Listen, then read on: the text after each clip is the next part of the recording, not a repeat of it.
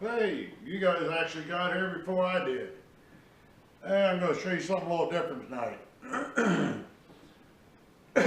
Excuse me. I don't know if you guys are too interested in them, but at any rate, here is a gun I built as near as I can figure about 26 years ago. I almost forgot I had it actually. It's a muzzleloader,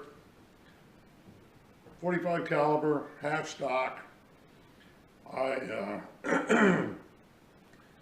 built the stock of a piece of flame maple I got from a guy, and that's a miserable type of wood to work with.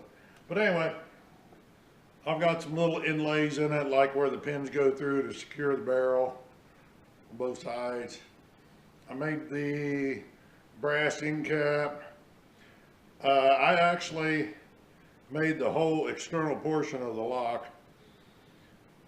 The barrel and lock that I had actually come off of a cheap CVA kit, and I didn't like the rolled on stamping on the lock plate and the hammer, so I made a new hammer and lock plate for it. But it doesn't have set triggers, it's got a single trigger.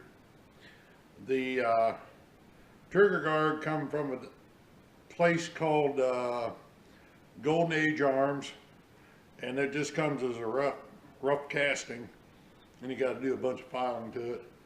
The patch box, I just made it out of sheet brass, and it's got a nick in here to get your thumbnail in, if I can get it in there.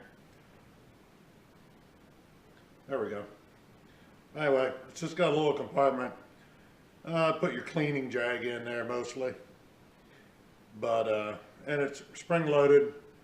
Got a little piece of hacksaw blade in there for a spring, return spring. The butt plate come off of the CVA kit,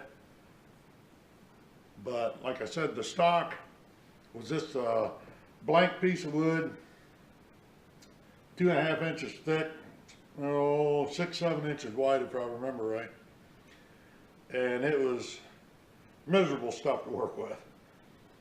Them stripes, you see it in there, it makes it all different hardnesses.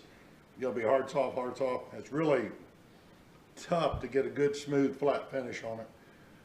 The stain I used was very old school. I used nitric acid. First of all, you gotta get the stock sanded and scraped down to where you want it. Then you wet it, let it dry, and you scrape it again. Then you wet it and let it dry and scrape it again. They call that whiskering it, because every time you get it wet, the grain will raise a little bit, and you gotta scrape that off and redo it. I think I did that 4, 5, 6 times before the grain finally laid flat after you'd wet it a little bit. Then you paint this nitric acid solution on it. If I remember right, I put like 3 or 4 coats of it on there, and it looks like you painted it with stale urine. I mean, it just looks terrible. And then you take a propane torch and start heating it up, the stock, and it turns black. I mean, I'm talking charcoal black. And I thought, oh my gosh, I ruined all that work. But then you take some 4-aught steel wool and some linseed oil and start rubbing it.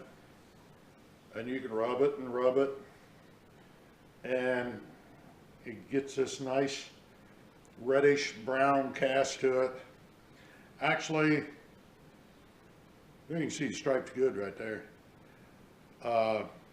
26 years ago, it was lighter than this. It's darkened up over the years. But anyway, I thought you guys might get a kick out of it. Something different. I'm still working on the 38, about ready to do an update movie on it. And this is a 45 caliber, by the way, which I imagine you kind of assumed they about all are. So, at any rate, all right, Like I said, I'm gonna get the 38 special. I'll get an update video on it maybe first next week. And I'm coming along on it. But thanks for watching. Share, like, subscribe, and y'all have a good one.